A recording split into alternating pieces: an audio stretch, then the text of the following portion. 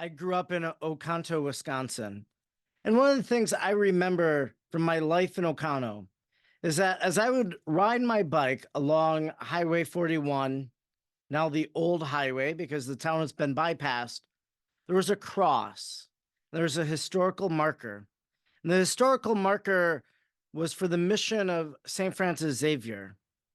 And it said on December 2nd, 1669, the eve of St. Francis Xavier's feast day, Father Claude Alloway arrived at Oconto, then a village of about 600 Indians. Here, Alloway founded the mission of St. Francis Xavier, the first mission in the northeastern Wisconsin area. 6 French fur traders happened to be here at that time. The primitive chapel made of bark and cedar boughs remained until 1671 when the mission was moved to the Red Banks on the east shore of Green Bay.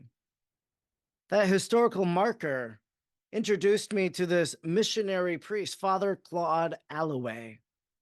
And every time I would pass by that marker, every time I would see it, I would always think of that first Mass that was celebrated there on December 3rd on the banks of the Oconto River by this missionary priest.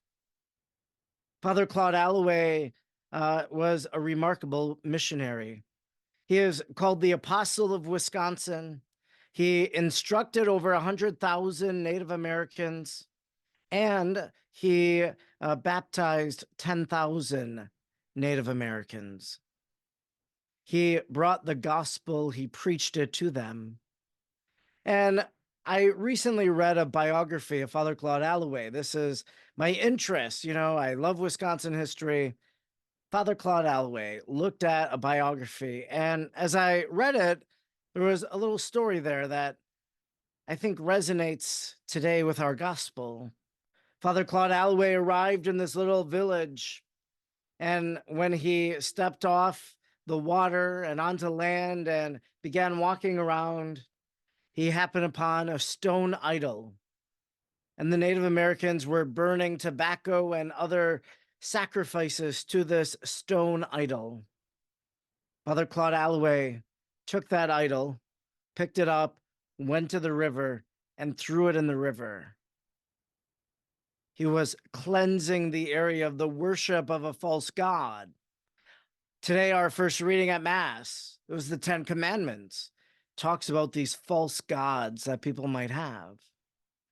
He cleanses the area, drives this out. And in place of that stone idol, false god that people were worshiping and offering sacrifices to, he taught them about the God of Abraham, the God of Isaac, the God of Jacob. He taught them about the God of Jesus Christ. He taught them the Our Father. He taught them the Hail Mary. He shared the stories of the gospel with them. And so he cleansed them and renewed them with a new teaching. And many of them found this belief in God attractive, and they wanted to be baptized. He went to an area, saw something that needed to be ridded in that area, and he did it. Jesus today in the gospel goes into the temple, sees the temple area being a den of thieves. They're selling animals for sacrifice, money changers. They're extorting money from people. Jesus cleanses the temple. He flips over the tables. He drives out the money changers. He sees something and he wants to cleanse it. He wants to make it new. I want us to think about today, if Jesus was standing right before us, if Jesus knocked on the door of our home and he wanted to come in, what would it be that he would want to cleanse our home of? What would it be that Jesus would drive out from our home? Would it be the books we have on our shelves? Or are some of them a little bit racy? Would it be subscriptions we have? Would it be he'd throw away our phone or our technology? If Jesus came to your home today and he looked in your home, what would he cleanse? If Jesus, standing right before you, was to look into your soul, what would he say needs to be cleansed in your soul?